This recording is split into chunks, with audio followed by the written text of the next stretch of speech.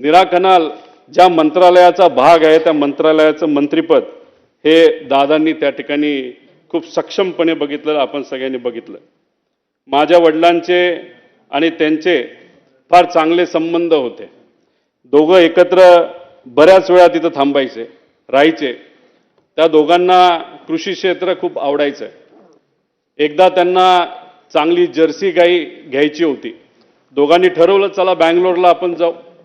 दोघं गेले बँगलोरला, पैसे थोडे घरून घेतले होते। तिथं गेल्यानंतर तिथं गाया सगळ्या तिथं निवडल्या। आता कसं जायचं तर बजाजचा एक मोठा टेम्पो असायचा, जो काही ट्रॅक्टर नाही तर गाड्या घेऊन यायचा, त्याच्यामध्ये तो बुक केला, त्याच्यामध्ये गाई ठेवल्या। बँगलोर पासून ते बारामतीपर्यंत मग शेण साफ करणं असेल, दूध काढणं असेल, पाणी देणं असेल, दूध काढलेलं विकणं असेल, या सगळ्या गोष्टी अजितदादांनी आणि माझ्या वडिलांनी तिथं केल्या। आणि हे करत असताना कधी बोलून दाखवलं नाही। सहसा सगळ्यांची सवय असते की आमचं लहानपण कसं होतं, किती अडचणीचं होतं, हे सातत्याने अनेक लोक तिथं बोलून दाखवतात, पण दादांनी कधी ते तिथं बोलून दाखवलेलं नाही। त्याच्याचबरोबर असेही काही अनुभव मी ऐकलेले आहेत की जेव्हा लहानपणी ते श्रीनिवास काका असतील असं चालत मातीच्या रस्त्याने जायचे आणि जात असताना जेव्हा रस्त्यावर एखादा दगड असेल, काटा असेल ना तर काही असेल तर ते साईडला सारून ठेवायचे, की त्यांचं म्हणणं असायचं की ठीक आहे आपण आता चालतोय, आपल्याला दगड दिसतो तर तो बाजूला करूया, म्हणजे मागून येणारी एखादी गाडी असेल, बैलगाडी असेल, त्याला कुठं त्या ठिकाणी त्रास होऊ नये। म्हणजे दुसऱ्याची काळजी कशी घ्यायची ही लहानपणीपासून दादांनी त्या ठिकाणी जपून ठेवलं होतं। त्याच्याचबरोबर शेतामध्ये जात असताना गाजर गवत असेल नाही तर अजून कुठलं काय असेल तर ते उपटायचं आणि बांधावर काढून ठेवायचं। आणि लहानपणी कोल्हापुरात शहाजी महाराजांच्या शाळेमध्ये, राजश्री शाहू महाराजांच्या शाळेमध्ये त्या ठिकाणी गेल्यानंतर पुरोगामी विचाराचा पगडा त्यांच्या मनावर, ध्यानावर आणि विचारांवर त्या ठिकाणी बसला। अध्यक्ष महोदय,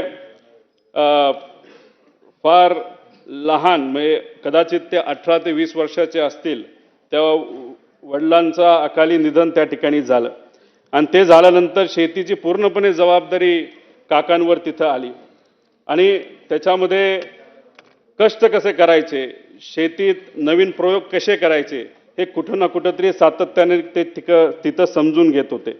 त्याच्याचबरोबर अजितदादांच्या वडिलांचं निधन झाल्यानंतर अनंतराव आजोबा हे वारल्यानंतर पवार साहेबांनी दादांची फार मनापासून काळजी घेतली। स्वतःच्या पोटच्या पोरासारखं त्यांना त्या ठिकाणी वाढवलं आणि दादांनी सुद्धा पवार साहेबांचा आदर हा शेवटपर्यंत त्या ठिकाणी ठेवला। त्याच्याचबरोबर जसे जसे अजितदादा स्वतःला सिद्ध करत गेले तसे तसे पवार साहेबांनी अधिकची जबाबदारी ही दादांवर त्या ठिकाणी टाकली। शेतीमध्ये बोलत असताना शेतीमध्ये नवीन टेक्नॉलॉजी आपल्याला कशी आणता येईल यासाठी अजितदादा नेहमी तिथं प्रयत्न करत। एक तर अनुभव असा आहे की त्या काळामध्ये त्यांनी टोमॅटोची शेती केली होती आणि ती शेती केल्यानंतर खूप चांगल्या पद्धतीचं उत्पादन आलं आणि त्यावेळेस 80,000 रुपये एवढे विक्रमी भाव त्यांना तिथं मिळाला होता आणि त्या बाबतीत पवार साहेबांनी आणि आसपासच्या शेतकऱ्यांनी सुद्धा त्यांचं अभिनंदन तिथं त्या ठिकाणी केलं होतं। अध्यक्ष महोदय, ह्या सगळे अनुभव का सांगतोय कारण की जेवढं बोलू तेवढं तिथं कमी आहे। शेतकऱ्यांबद्दल अजितदादांना नेहमी आदर असायचा। शेतकऱ्याचा जी एक क्वालिटी असते की काही झालं तरी हार नाही मानायची, हीच क्वालिटी ही अजितदादांमध्ये अध्यक्ष महोदय त्या ठिकाणी होती। अध्यक्ष महोदय, राजकारणामध्ये आल्यानंतर त्यांनी खूप मोठ्या प्रमाणात कामं केलेली आपल्या सगळ्यांना तिथं माहिती आहे, पण राजकारणात येत असताना त्यांचं वय किती होतं तर फक्त 23 वर्षाचं होतं। 1982 मध्ये त्यांनी श्री छत्रपती सहकारी साखर कारखान्या निवडणुकीमध्ये तिथं डायरेक्टर झाले, तिथून त्यांची तिथं सुरुवात झाली। त्याच्यानंतर जिल्हा सहकारी बँक, शिक्षण संस्था, दूध संस्था, क्रीडा संस्था, खासदार, आमदार, मंत्री, कॅबिनेट मंत्री, विरोधी पक्ष नेते, अशा पद्धतीने विविध पदं भूषवली, पण त्या पदं भूषवत असताना खूप मनापासून त्या पदासाठी न्याय देण्याचा प्रामाणिकपणे त्यांनी त्या ठिकाणी प्रयत्न केला। कुठेही असं केलं नाही की मला हे पद मिळालं त्या पदाचा वापर फक्त मला झाला पाहिजे। सकाळपासून संध्याकाळपर्यंत लोकांच्या हितासाठी त्यांनी त्या ठिकाणी काम केलं आणि हे काम करत असताना त्या विभागाचे जे कुठले अधिकारी असतील त्या अधिकाऱ्यांना सुद्धा विश्वासात घेतलं। एखादा चांगला अधिकारी एखादी चांगली गोष्ट सांगत असेल आणि आपण मंत्री आहोत म्हणून त्याचा आवाज बंद करायचा नाही तर त्याला कमी लेखायचं हे कधी दादांनी तिथं केलेलं नाही.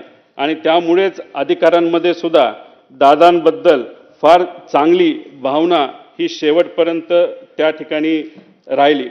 अध्यक्ष महोदय, दादांकडे जर आपण पदं बघितली तर अनेक मोठी मोठी पदं आहेत. त्या पदामध्ये म्हणजे फारच, पण बऱ्याच लोकांनी त्या विषयावर बोलल्यामुळे मी काही जास्त त्याच्यात बोलत नाही. फक्त एकच सांगतो, अजितदादांबद्दल बोलत असताना बऱ्याच लोकांना काही गैरसमज सुद्धा होते. दादांचा स्वभाव खूप कडक आहे असं लोक म्हणायचे, पण मगाशी जसं उदाहरण दिलं, दादा एका फणसासारखे होते, बाहेरून एकदम कडक पण आतून एकदम गोड, तसा त्यांचा तिथं स्वभाव असायचा. पण काही स्वार्थी व्यक्तिगत विषय घेऊन, बेकायदेशीर विषय घेऊन येणाऱ्या लोकांबद्दल मात्र ते चीड करायचे. पण एखादा सामान्य व्यक्ती त्यांच्याकडे आला तर लगेचच्या लगेच तिथं काम आपल्याला कसं करून घेता येईल याचं प्राधान्य ते नेहमी त्या ठिकाणी देत असायचं. त्याच्याचबरोबर असे काही जण म्हणायचे की त्यांना राजकारण सोडून दुसऱ्या कशातच रस नाही, पण एखादे चांगले चित्र असेल, चांगली कलाकृती असेल तर नक्कीच त्याला त्या ठिकाणी ते वेळ द्यायचे. चांगली गाणी, जुनी गाणी ही गाण्यास गायला, ऐकायला त्यांना त्या ठिकाणी आवडायचं. त्याच्याचबरोबर त्यांना पिक्चर बघायला सुद्धा आवडायचं.